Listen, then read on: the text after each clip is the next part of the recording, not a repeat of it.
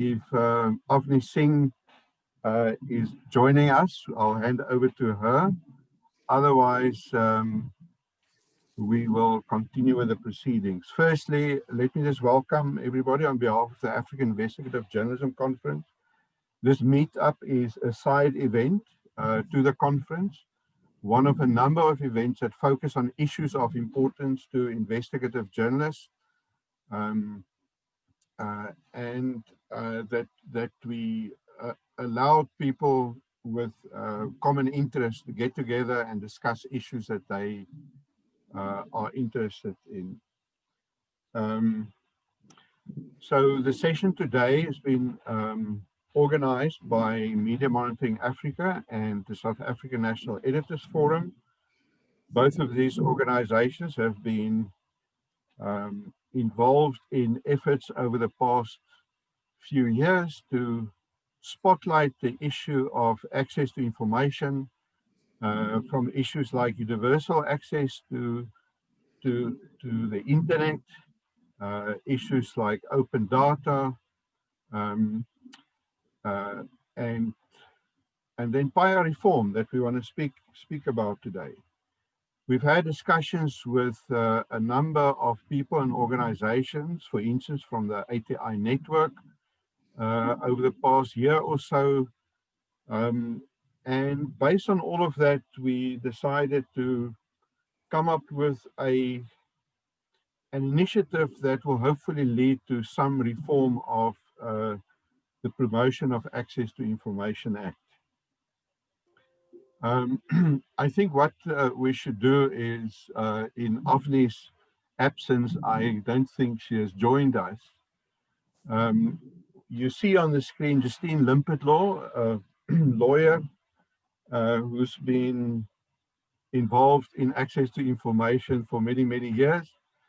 And Anton van Zyl, who's been having trouble with access to information at your publication. Anton, do you want to tell us a little bit more about your recent problems in using Paia to get information out of your local municipality? And sorry, before you answer, I see Avni has just joined us. Hello, Avni. Sorry about that. I was on the other Zoom link, not as a panelist. Oh, okay. Now, in that case, Avni, I just made the introductions and I was just about to ask Anton, so please go ahead. Perfect. Thank you, Anton. And Avni, maybe you should just introduce yourself as well. I'll go after Anton. Thank you. Maybe I can sort of start off and say my perspective is that of a community newspaper. So we normally deal in softer news, but we try to do investigative journalism as well. It's almost a luxury, but if we succeed, we're quite grateful. The problem, I think, starts beyond Paia. It's something we experienced for quite some time, where municipal spokespersons, government spokespersons simply ignore you. If you ask the easy questions, no problem. If you ask them about the achievements, opening of new roads, easy to get access to information. But once you start asking the difficult questions, that's when, you don't even get a response in most cases. So obviously this is where Paia becomes necessary. Now, prior to us sort of, I wouldn't say fighting, because we're not really in a fight with the local municipality. We get along with them fairly well.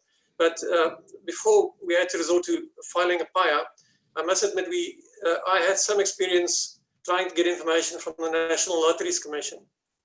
That already sort of showed up the problems with Paia. They simply refuse it. And it's starting to get to a situation where they don't even bother to sort of come up with reasonable excuses. It's just no. Now, as you know, prior to end of last year, your only recourse was go to a high court. That for us is just almost not an option. We don't have the resources to fight someone like the National Lotteries Commission, who's got millions to throw into sort of legal teams. Last year, if I now go back to more specific details, what had happened is we were looking at a very dodgy tender contract awarded by the Makati municipality. It was a public park which they put out on tender, and the normal assumption was, to the highest bidder. We heard rumors that it never went to the highest bidder. In fact, it's better to went to the lowest bidders. We then asked the spokesperson, like little bits of information, but it's clear that they're trying not to say what was happening there. We got a few leaked documents which helped, but still, we needed the information. It was not forthcoming, and we filed a Paia request. Firstly, and I think maybe this is also important because in a lot of cases, there's a complete ignorance among municipal spokespersons and even government spokespersons that they simply do not know or understand the Paia process, no respect for that. But in general, at first when we asked them for a Paia manual, they reckoned no, they don't have one. And he said, no, you're actually by law supposed to have one. Eventually he got the Paia manual, filed a Paia request, and it was ignored completely, not even a response. We paid the money, did all the right things, careful to sort of follow the exact procedures. We then filed an appeal, sort of assuming they refused the request. We filed an appeal to the speaker, also completely ignored. We then sort of went to, because that was since the end of last year, we could take it to magistrate court. We then filed papers in the local magistrate court here in Louis-Trichardt, and even that was ignored. We were about to get a judgment by default when COVID-19 arrived. Okay, so then we had to restart it, send more, sort of start the process again. This time they woke up and suddenly, oh no, they going to fight it. But the arguments is also, basically saying we're just looking for sensation and we don't have any right to the information. We should have asked permission from the other parties. Long and short of it is they lost in the magistrate court. In quite a good ruling, the magistrate really went through a lot of trouble to actually sort of look at case law, and it's quite a good ruling saying that they must provide it. We didn't expect it to happen, and they filed for an appeal. So it's now going to the High Court, and yes, that's where we are now, preparing for the High Court case. In a way, we actually think it is quite good that it went on appeal, because I think a ruling in the High Court would send out a very sort of definite message to an industry which seemingly has can't regard for Paia processes and the constitutional rights of people who need information. And maybe to finish off my part, as journalists, the commodity that we work with, it's information. And we peddle that information. We collect it, we compile it, we sort of package in a nice sort of, whether it's in a newspaper or any other format. But that's what we live on. And if we can't have that, it makes it incredibly difficult to do our jobs. So yes, that's from my side. So thank you so much for that. That's really useful insight. And I wonder if you could maybe comment a little bit just in terms of, so outside of just refusals, in terms of timeframes. I mean, I think one of the biggest issues is that Paia doesn't have an urgent procedure in it. Where you do receive requests, do you find that it inevitably has to go to court or on threat of court or litigation? Or do people play for time for as long as possible before they disclose the information? I think there's a deliberate misinterpretation of the law in the case of the National Lotteries Commission. No matter what Paia you file, whether it's sort of like the most straightforward thing, they will wait exactly 30 days, 30 working days, not even like calendar days. They will wait exactly 30 working days. And then 4 o'clock, when that expires, they will send you normally the refusal.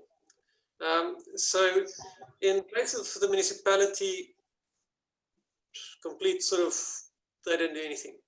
So the time frame in the Paia process is in theory good, in practice it gets abused. Yeah.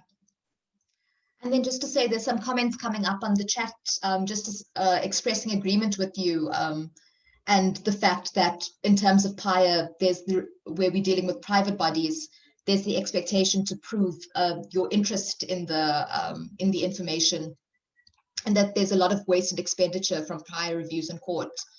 I think one of the very strong judgments that have come out of some litigation by Amabungani a little while ago was the ability to get a punitive costs order where the receiver of a request for information doesn't comply with that request and ultimately tries to settle on the steps of the court. And that kind of, the threat of a punitive cost order, I think, is quite a useful step that's quite helpful. Anton, there's also a question for you from William saying, can you give us an idea of what information it is that you're looking for? Is it possible that some people might think that you're asking for unreasonable things? No, well, I suppose that's a judgment. We ask for information that should be in the open. In our case, we ask for the exact details of the people who received the tenders or eventually bought the site.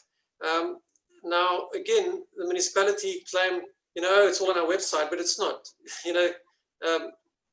You can look at the names they provided. There are no such companies. Okay, or in the one case, there are 3 different companies with the same names. You don't really know who they are, so you ask them exactly who they are. Then you ask them for reasons. Why did you decide on these things? Which, to my opinion, should be, they shouldn't be ashamed of that. The municipality in that transaction lost the taxpayers 850,000. Had they gone for the highest bidders, they would have got 850,000 rand more.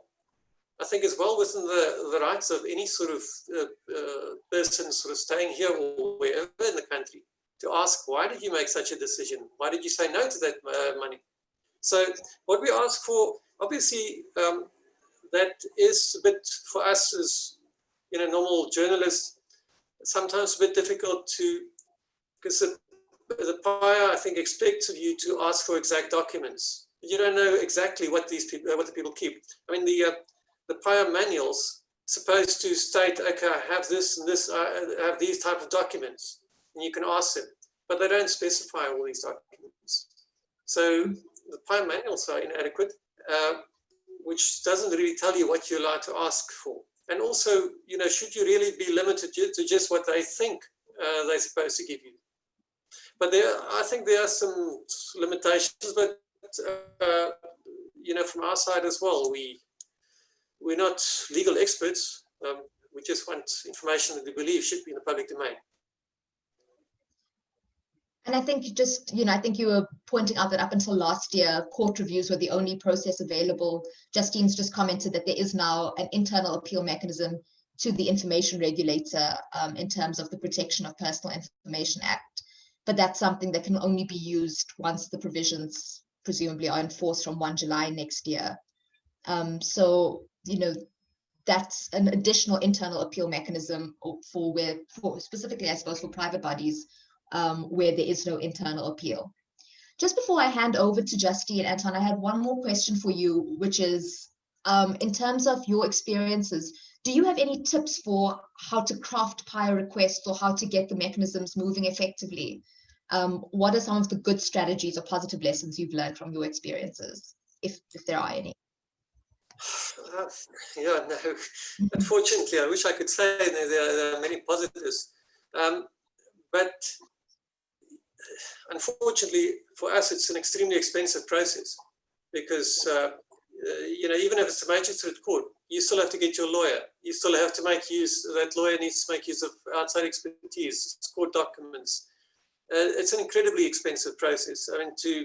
I think our legal bill at this stage, easily 60, 70,000 plus, and it's going to rise a lot more now with the High Court case coming up.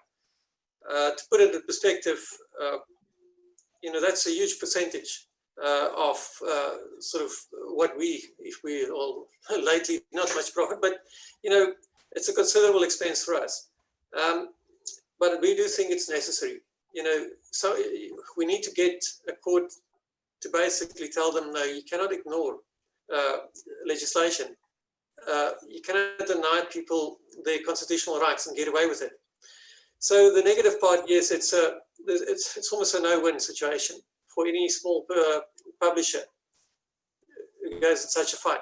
I cannot see how you're not going to recoup your costs. Even if it was a punitive cost order, which is unlikely, because it's so complicated, you're not even going to get close to breaking even.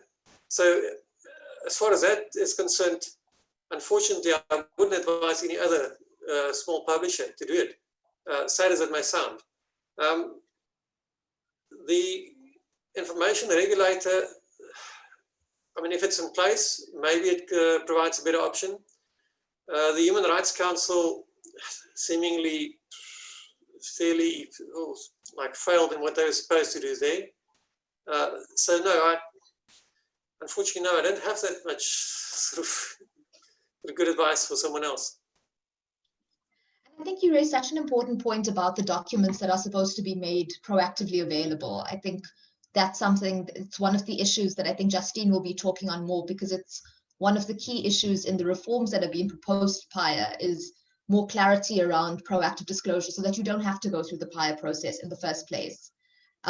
Just to point out that, there's a really interesting judgment that's recently come out around the mining rights applications in Tolobeni, and the need for mining rights applications to be made available to communities without them having to request it in the first place, which I think is quite a powerful step forward in terms of proactive disclosures. Charisse has just shared with us that Mbongani has obtained a contempt order against the IO and deputy in relation to a failure to follow a Paia request, and that was the case that I was, I think, mentioning. Oh, sorry, it might be a different case to the one that is being mentioned, but Charisse, if you're happy to share more details on that case, I think it's really useful for people to have the citations and have reference to some of the steps that can be taken to really apply some pressure to information officers and deputy information officers where they fail in their duties. Maybe if I can add, and we're sitting in a different sort of scenario, because you live in a small community, you deal with information officers. And in most cases, we deal with, information officers, we get along with them very well. Some of them have worked for us in the past, then they sort of started working for municipalities as spokesperson. They are being abused as gatekeepers. And I often feel sorry, and I spoke to a lot of them before as well, and say, listen, how do you allow yourself to be abused? And you effectively, you're lying for someone else, you're covering up, but still, and you're dealing with people, they're afraid to lose their jobs. Our opinion is that if Paia legislation is sort of enforced, it'll make the job of all these spokespersons so much easier, because they can actually go to their bosses and say, no, I'm not going to lie for you. They've got a right to this information. If you want to, then they're going to file a Paia, and you have to give them to me anyway. So you might as well give it to me, and I can sort of. So we wouldn't like to sort of be seen as trying to be vindictive and get a cost order out of a communication officer or so, because often it comes from the top. But it's a difficult balance. I think that's a really important point. And then just to say, we've got another comment coming in from Raymond Joseph, who's commented, in the case of the Lotteries Commission, the same people who refused Paia applications that Raymond and Anton submitted were responsible for ruling on the appeal that was submitted. In Cape Town, after a successful Paia for the information from the city of Cape Town, I was forced to appeal to get the information granted. The appeal was also successful. It took months to finally get the information because it was being blocked by elected officials, despite the Paia and the appeal being granted. And I think that's probably a common experience for many people. And ultimately, part of the challenge is that after running down this road, this long road of litigation, there's a question mark over the utility of the information in terms of the reportage of it, because so much time has lapsed since the initial investigation started. And that's really what we're doing here today, is to talk about some of the changes that we want to see to Paia, and how we can make this legislation more effective. It's intended to give effect to the right of access to information, But I think in many instances, we've seen that what it does in practice is stifle the right. And in some ways, it's being subject to abuse. In addition to that, one of the big issues we're looking at is trying to modernize Paia to bring it in line with the digital era, to make the information more accessible and available across different platforms, and to push for more proactive disclosures and effective mechanisms to really realize the right of access to information. I'm therefore going to hand over to Justine now to take us through some of the proposed amendments and some of the thinking behind these amendments that we've been discussing over the last period. Thank you, Justine. Thanks. The host needs to allow me to do screen sharing, because I've tried and it's saying the host has disabled participant screen sharing. I am not the host, but okay, not sure who is. People, can you? I'm currently working on that, Justine. Okay, thank you. It's in the security blocks. This, can I just say, this has already been a really fascinating discussion, because, and it's shown me that one of the things that we have not addressed in the draft bill and need to address is punitive costs order for requests that are simply ignored, where you don't get a response, you just get nothing. I think that there has to, I think that we have to try and, let me see if I can, oh goody, I'm allowed screen sharing now, and yet for some reason, hang on a second, bear with me please. There we go.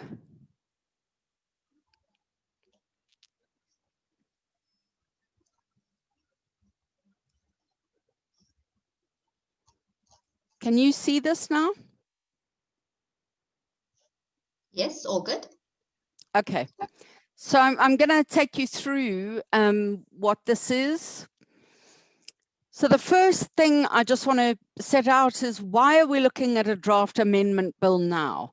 Because as I think most people are aware, the Paia Act has been amended twice fairly recently.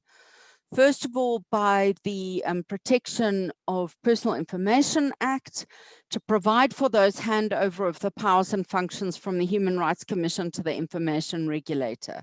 And I totally accept what Anton was talking about earlier, that the Human Rights Commission hasn't been very good in helping to manage this. But frankly, they've got a huge amount on their plate with an enormous purview of human rights issues to take care of. And I just think that access to information was seen, you know, was pretty low down on their list of urgent priorities. Secondly, there was a Paia Amendment Act, which was actually passed only fairly, even though it says 2019, it was actually only passed fairly recently. It's not yet in force, but it will be when the president brings it into force. It was amended to provide that records about private funding of political parties be publicly available.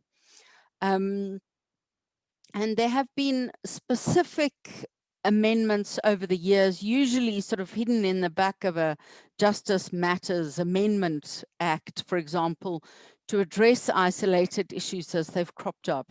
But there has not been a general overhaul, a specific look at the bill, at the act, sorry, to say what needs to be brought up to date since its enactment in 2002. So we think that that's long overdue. So we have developed a draft bill. It's a work in progress, as I said, and I think that after this session this evening, we need to actually add something. It's a work in progress that looks at Paia in its entirety and tries to make it better. So the South African Human Rights Commission has had nearly, it's 18 years now experience in assisting the public to ensure their access to information rights. And while I agree that there haven't been, you know, that people's experience of the Human Rights Commission might not have been wonderful, they certainly do know where the pitfalls and the bottlenecks are in relation to the Act. Besides the Human Rights Commission's document on this, there have also been new guidelines coming out of the African Commission on Human and People's Rights. So what are they? The Access to Information and Elections in Africa guidelines, the Model Law on Access to Information in Africa, which is fairly new. And even though that model law is based on our own Paia, it still contains some useful additions that that were not included in our Paia 18 years ago. And then obviously the new Declaration on Principles of Freedom of Expression and Access to Information in Africa, which were adopted only last year. So what I want to do now is take you through the proposed changes. Now, I understand that I'm talking to journalists and people that are interested in these aspects from a practical point of view. I don't think that there is any point in putting up a, the provisions of the bill itself, because it sort of add this word, take out that word. It's incredibly lawyerly and legalistic. So what I'd like to do, if it's okay, is just take you through broadly the kinds of changes that we're wanting to introduce. And if anyone would like to see a copy of the amendment bill, I'm sure that MMA will be in a position to share it with you, to email you a copy. So the first thing that we want to try and do is to facilitate access to online information and to try and make sure that as much information is put online as possible. And we're looking at doing this through the development of what are called accessibility guidelines that we are wanting the information regulator to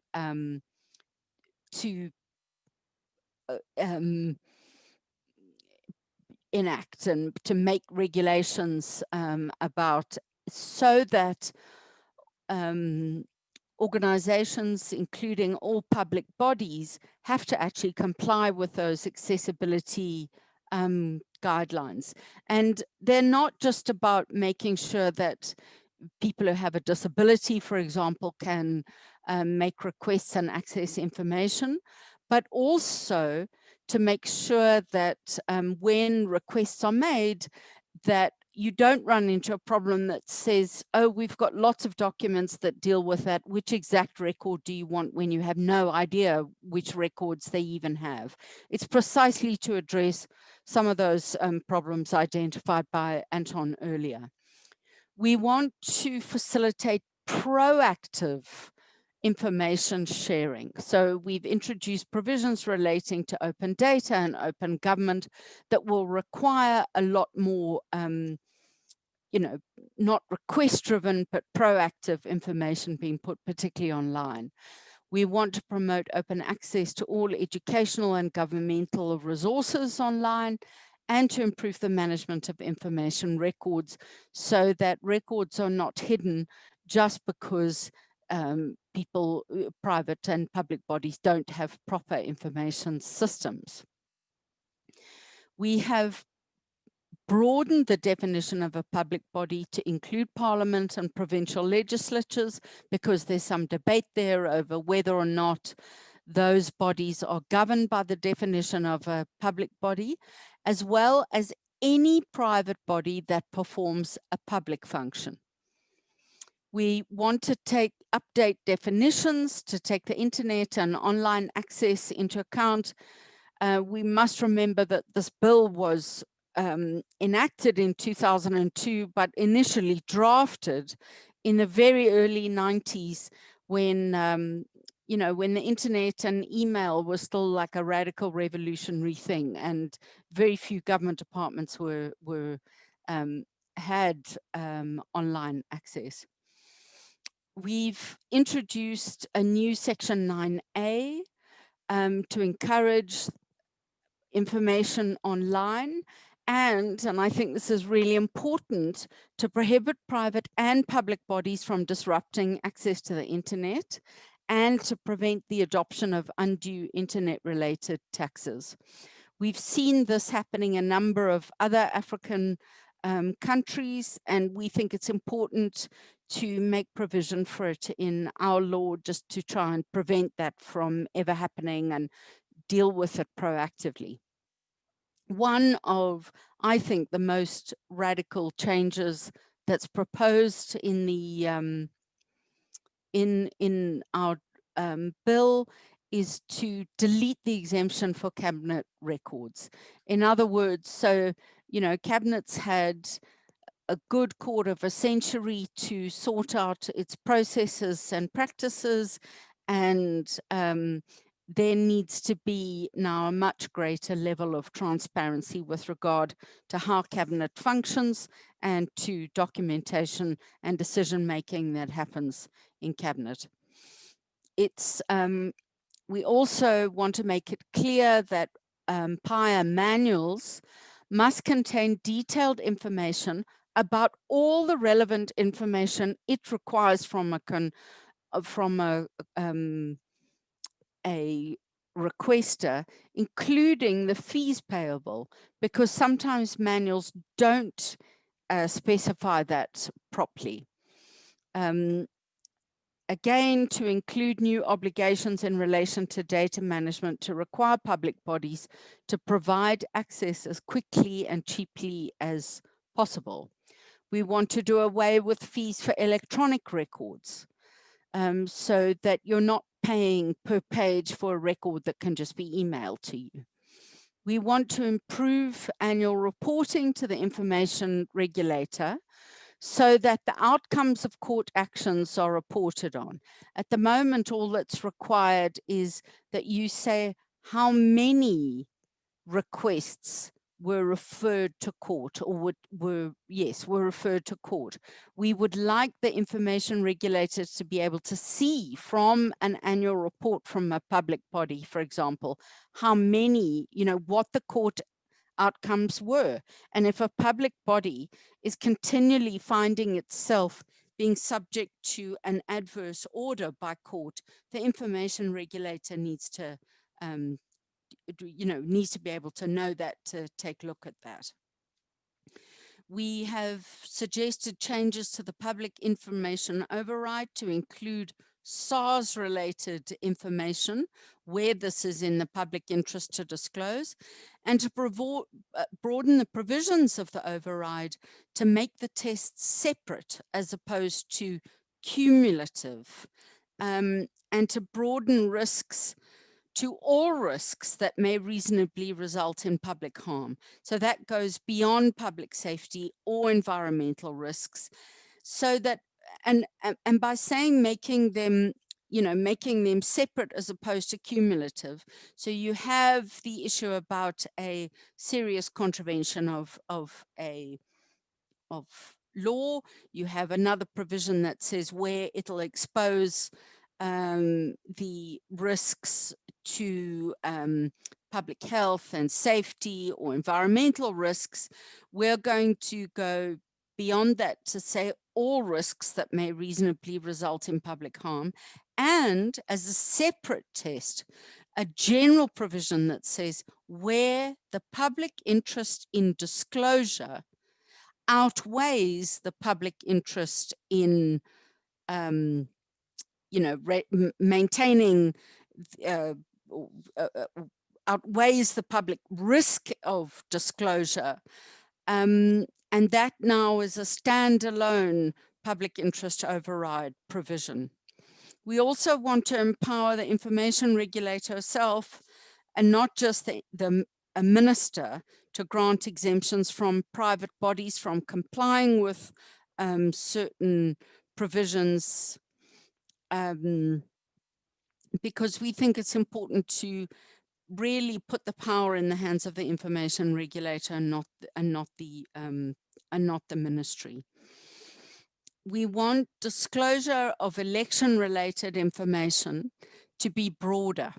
So it's not just about funding of political parties, which the new amendment currently provides for, but also to impose obligations to disclose a range of election-related information held by other private bodies, such as election monitors and the media and NGOs that deal with election-related issues. To make provision for a new section to deal with urgent requests for access to through applications to court. This was actually a suggestion by Avani herself, and I think it's an excellent one, to be able to cut through, particularly for the media and where it's urgent, to be able to not have to wait all of that time if you can prove to a court that the matter's urgent and in the public interest. And again, I think that's one of the most radical aspects of the of our bill, and to significantly increase the number of offences that people can in fact be fined and jailed for if they fail to comply with disclosure obligations in Paia. And one or two of those information officers facing those charges will certainly concentrate the mind. Word will get around to information officers that they need to start taking their disclosure obligations seriously in terms of the Act. And then just lastly, I want to come back to something that is not in the bill, but that I think really needs to be in the bill coming out of the discussion that I heard earlier. I actually think that we need the bill to provide for punitive adverse costs orders if a request is ignored, even if the disclosure is ultimately ordered by a court. Even if a court finds that there were grounds for refusing, if the information officer and the public body simply ignored the request and you had to go to court just to get an answer, even if the public body is, or even if the body is ultimately successful, there should still be a punitive costs order for forcing a requester to go through the hassle of going to court if the initial request was simply ignored. And really, that's it. You're still on mute, Avani. Thank you. Rookie mistake. So we've had a number of comments. I think there's been a lot of support, especially for the changes to the section 12 around cabinet records and SARS information being made available in the public interest. One of the comments that came out was also that the Paia manual should include information about what should be automatically disclosed. And another comment about clarity regarding whether the timeframes in Paia relate to 30 calendar days or 30 working days, which I think will be helpful. Yes, Justine. Can I respond to that?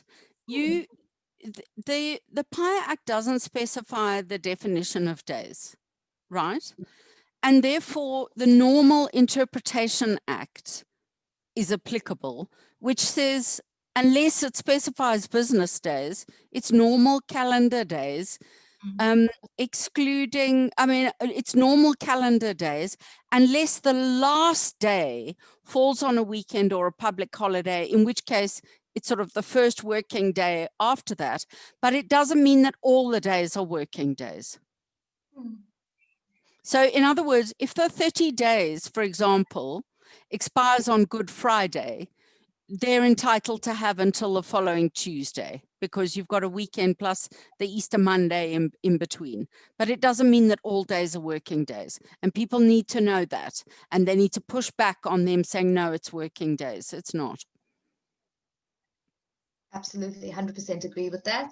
And then another comment just about the role of the Human Rights Commission, noting that the Human Rights Commission has submitted recommendations to the government and participates in periodic reporting to Parliament, but these recommendations aren't necessarily taken up by the government officials, which I can imagine is incredibly frustrating. It's very frustrating. And just so that you know, a huge number of those recommendations, we were lucky enough to receive all of the recommendations in a single document. A number of those recommendations are in our bill. And then just to say, I think I've got some favorite provisions coming out of the proposed amendments. It's a really exciting process. And as you go through it, I get more and more excited about it. Yeah, me too. And I think some of the key issues that are around proactive disclosure, I think that'll be a game changer. I'd like to get your thoughts around a bit more around the management of information of records and data management. And I think this links with trying to update it to modernize Paia, to compel, the keeping of online records as well, so that, or to making information available online. How do you think we go about achieving this? Is this something that's doable? So, look, the laws are, the making of laws is aspirational, right? It's putting in place the mere fact of Parliament saying this is the law we want to have is forward-looking in the sense of this is where we need to be, and as a country. Now, to my mind, it's actually disappointing that the bill still has to be harping on about this issue about open data, online access, proactive access, because we've had an e-government, policy document for years and years now, and yet it's still not happening effectively. I mean, I found out today, for example, that there's a new white paper on audiovisual content services, and the public, there's been a huge thing, the public must comment, particularly around this furore over television licenses. The email address does not work. Now, that just tells you, and this is from the Department of Communications and Digital Technologies that cannot even set up a functional email address. So, Avani, all I'm going to say is that I think there's going to be, some teething issues until we're actually there. And until government starts putting its money where its mouth is, there are going to be those big teething issues. But until it's law, we can't then take the next step of going to court and getting mandamuses and interdicts and enforcement orders saying you will do X, Y, and Z. Without the statute there, we can't require this, because a policy statement, it's like the e-government governance paper, is not sufficient to found a legal obligation. And Justine, I'm really interested in the issue around the public interest override. I've always been surprised at how little jurisprudence we have on it, because typically our cases fall on the fact that the exclusions weren't applicable, and so we don't get to the question of the public interest override. How do you see these changes affecting access to information and the processes? Do you think that state departments will stop relying on it so readily?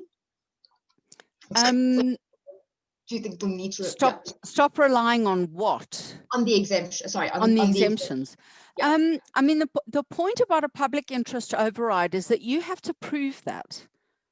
And government might still say, I'm just going to sit and wait, and you can go to court and get an order that there's a public interest override. But now there is now there are provisions that might well criminalize a failure to comply with a public interest override. And that's going to be, I think that could be, I'm hoping that the new enforcement provisions will give some real teeth to making government officials think, wow, I'm being told I shouldn't release this information, but I'm the information officer, and actually there are fiduciary, constitutional, statutory obligations, and I can face serious criminal consequences. That is going to be a game changer, I think. Yeah. And one last question for you before I put Anton back on the spot to ask him what he thinks about the proposed amendments. It's just what do you think about the information regulator as the internal appeal mechanism? Do you foresee this being quite a useful step? Very, very. I mean, you know, I don't know how much people, I mean, I would hope that they know her because we're dealing with journalists and stuff here, but Pansy Tlakula is, in my view, a real hero on freedom of expression and access to information issues. The reason we have a model law, an AU model law on access to information, is because she pushed so hard for it. The fact that we have, you know, new, when she was the special rapporteur for freedom of expression and access to information, she's really made these issues a cornerstone of her life's work. And at last, we have someone who not only has exceptionally strong standing within the ruling party, she's very brave. Personally, she's a brave person. She will do what's right, I think, in the public interest. And I don't think she'll back down. And just having someone of her stature as the head and the first head of the information regulator means that I think we're going to see some very important precedents and rulings being made very early. And I think it's going to bring about a sea change in how public institutions are going to respond to requests. Fingers crossed. Fingers crossed, absolutely. Anton, I just wanted to hear from you how this sounds to you. Do you think that these proposed changes will allay some of the frustrations that you've been experiencing? And do you have any additional comments about issues that may have been missed? I think it's probably the most promising sounds coming from Justine. I definitely do. Again, we're dealing with municipalities, provincial government departments, and especially in a municipality, your officials, probably 90–95% of them are like really good people doing their job, and you know, nice people to deal with. The rot in the municipalities, unfortunately, a lot of them from the politician side and from senior officials. Now, if you have a system where officials are afraid to withhold information, you know, where they say, okay, well, you know, be aware that the light will shine on you. I can't sort of hide these documents from the people. I do believe that it would sort of go a huge way to sort of stop part of the corruption. I mean, what we're dealing with, the questions we asked, you know, and again, back to the National Lotteries Commission. Why do you not want to talk about a 10 million rand project? Why do you not want to disclose details of 15 million that you spent in a small sort of area? I mean, surely it should be in the open. You should be proud of it. Yet it's completely like, no, secrecy. They fall back on some obscure regulation saying they're not allowed to discuss anything, which is absolutely absurd. Point is that honest, hardworking people do not mind talking about their jobs and what they're doing. And I think what is, if these developments are going this way, it will actually protect these people. It'll protect the whistleblowers, because it won't be sort of a hush-hush, I'm going to leak this information. No, he's entitled to that. Give it to him. That's his constitutional rights. So yes, I would be glad if something like that. It'll make our lives so much easier. And especially the reference to the punitive or more the criminalization. Because obviously there need to be some balance. You don't want to have people worried about, you know, am I going to end up in jail because I didn't know about this and that. So it has to be some sort of discretion or some leniency. But the point is that there need to be a stick. You know, you need to tell someone, listen, I'm entitled to this information. You know, it's all rights and it's in the public interest. if you want to refuse it, you're going to be held accountable. Justine, you wanted to come in? Yes, I did. I wanted to respond to Anton because, Anton, you're being too kind and too sweet, typical journalist, I have to say, as opposed to a lawyer. I mean, we need to remember that if you are appointed as the information officer of a public body, you are under a legal, or you can't say, I didn't know. You've got to know the ins and outs of that, of the act and the regulations. It reminded me, your statement reminded me a bit of Mosebenzi Zwane before the Zondo Commission saying, no, I've never read the Housing Act, when he was MEC for housing in the Free State. There need to be responsibilities, including criminal responsibilities, and ignorance of the law is no excuse when it's your duty to enforce the law. I just want to say, I also just want to give an example of something I'm experiencing right now. I've had to make a Paia request to ICASA. Now, I can't say on behalf of who or in relation to what. Obviously, that's client confidentiality. But we're asking for records of a third party that are already public. It's a record of songs that have already been broadcast free to air by a broadcaster 2 years ago.